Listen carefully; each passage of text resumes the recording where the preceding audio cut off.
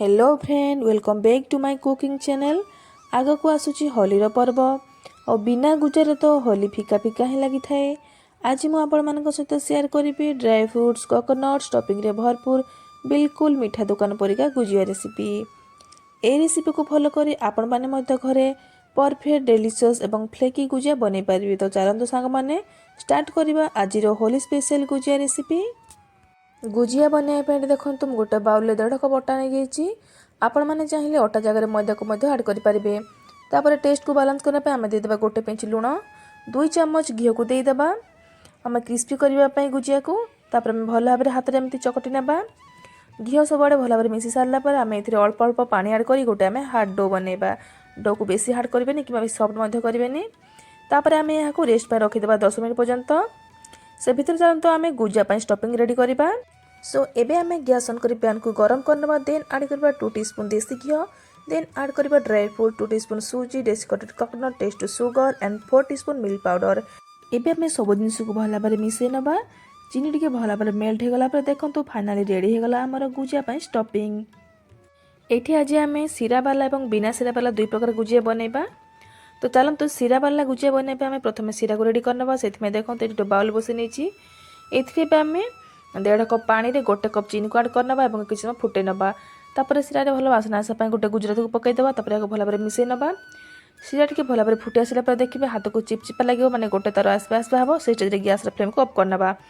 एठी तो हमर चीनी सीरा रेडी हो गला। आमे चलंतु बनेबा गुजिया। सेथि पे आमे जो डो रेडी करथिले ताको चलंतु छोट छोट पूरी गुडा को बेली नबा। पूरी गुडा को अधिका पतला कर जमारू बेलिबेनी, कारण एथिरे स्टफिंग दिया को फोल्डिंग कला समय भांगी जिबार चांसेस थाए।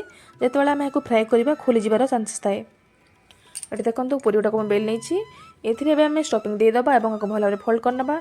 ट्रेडिशनल यहाँ जमी फोल्डिंग करा जाए और यार जमी सेप दि जाए सेमती आपको सेयार करुँची। आपण पाखे जब गुजियार कौन छांच अच्छे आपने बनई पारे बहुत कम समय बनकर रेडी हो। स्टफिंग ऐड कर सारापर आम यहाँ भल भाव सिल करना और गोटे कणुर आम यहाँ भल भाव हाथ में दबेकी एमती ट्रेडिशनल यार सेप देदेबा। देखो मुझे जमी करुँची ट्रेडिशनल एमती ही बना जाए। ये देखो फाइनली रेडी होगा गोटे गुजिया। सेम प्रोसेस में बाकी सब गुजिया गुड़ रेडी करना और फ्राए करवा।